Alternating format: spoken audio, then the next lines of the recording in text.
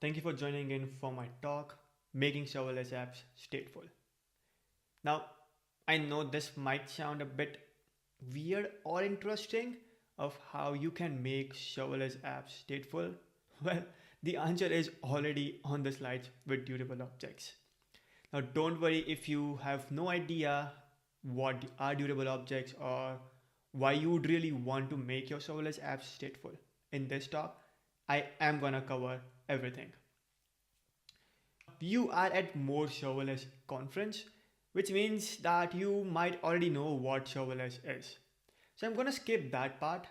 But if you are really interested in learning what is serverless, I'm pretty sure my co-speakers would have covered it. So I'm gonna talk about how serverless works. Let's take a look at an example to understand this better. Let's say you have built an amazing application and deployed it on a serverless platform. Now your user is trying to access this application and they make a request to your application. Now the serverless platform will dynamically allocate the necessary compute resources to execute this code. Now this happens on demand, which means that the resources are only used when your code is actually running. Once that code executes, the response is sent back to your user, and the underlying infrastructure may deallocate those specific resources. This is good because your servers are not running all the time, helping you save cost. But there is a problem. The problem over here is how would state management look like in a serverless environment. Let's take the same example but refine it, a use case for your e-commerce application. So the app that you built earlier was actually an e-commerce application and you have an add to cart functionality. The user clicks on the add to cart button. On the server, the add to cart button gets executed. Now again, remember, because you are running it in a serverless platform, it's gonna allocate the resources required to run this function.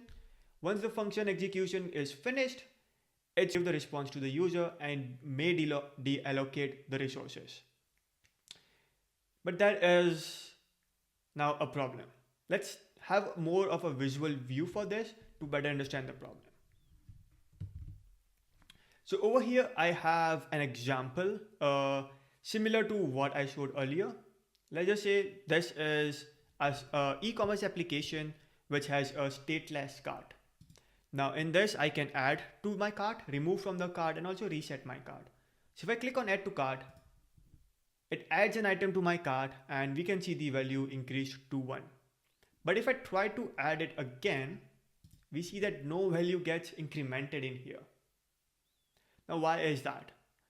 If we take a close look at our code, we are defining a state or variable within our fetch function, which means that every time a request is made, every time this fetch function is going to be called, it is always going to set this value to 0, which makes this a stateless cart. So when a user is adding an item to the cart, they still get the response of one item added to the cart. However, on our servers, we don't really have that information stored anywhere. And this becomes really crucial when the same user is making multiple requests for the cart. As we saw earlier, we could not increment the value because again, every time the request was made, the value was set to 0 and then the increment happened. So the problem over here is that we are persisting this value within the function. This becomes really difficult to handle when the user makes multiple requests. Now there are traditional solutions for this. We have found solutions on how to deal with this. You can either stitch it up with an external database to store the values in that database, update or increment that value in the database and send that incremented value back to the user. You can also have session management where within user session, you are updating that logic and then sending the response back to the user. I have also seen people using caching to achieve something like this. While these traditional solutions work, they come with a set of their own problems. One of them is latency. Now, if we take the example of using an external database for this, it would add a network latency because now the request goes to our server. From the server, it would go to our database. The query would execute. The request would come back from our database to the server, and then from the server to a user. This adds on network latency. Oftentimes, these are complex to implement and they come with a cost as well. But this is where durable objects shines.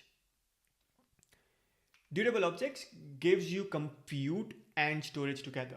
So you don't need to have an external database. Durable objects are provisioned geographically close to the user where they first made the request. So if your user is making a request from Australia, the request is going to be served from Australia. But not just that, because now durable objects come with a storage attached, the storage or the database operation is also going to happen within that same environment, and the user is going to get a better result. And another amazing part about durable objects is that they are highly scalable. You can have millions of durable objects. So for each user, you can have a durable object. Let's take a look at the example of a stateful cart with durable objects. So over here, I have a stateful cart. Again, it has the same functionalities of adding a value, removing a value, and also resetting it. Now, if I click on add to cart, it increments the value, which we saw in the stateless cart as well.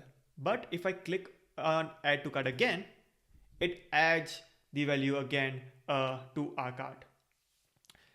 Which means that with new fetch requests, I still can update my cart value and don't have to really worry about storing this in an external database. If I show you the code over here, durable objects are basically class. So over here, I have defined a class, and in this class, I have defined various methods. In here, I have a counter, and we set the counter initially to 0, but we also check if this is stored in the storage, which is available within durable object itself. Again, we are not making an API call to an external database. This is within a durable object. We get that value. If that value is present in durable objects, we assign counter to that value, and then we have the increment, decrement, and the reset function as well. Well, there are a lot of features that durable objects have. Now, unfortunately, I don't have enough time to go in depth for each of them, but let me cover a few.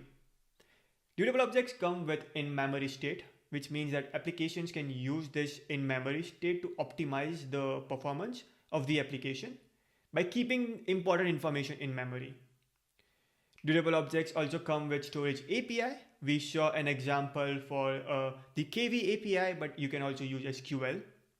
Now, again, each durable instance has its own storage. So no two durable objects will share the same storage.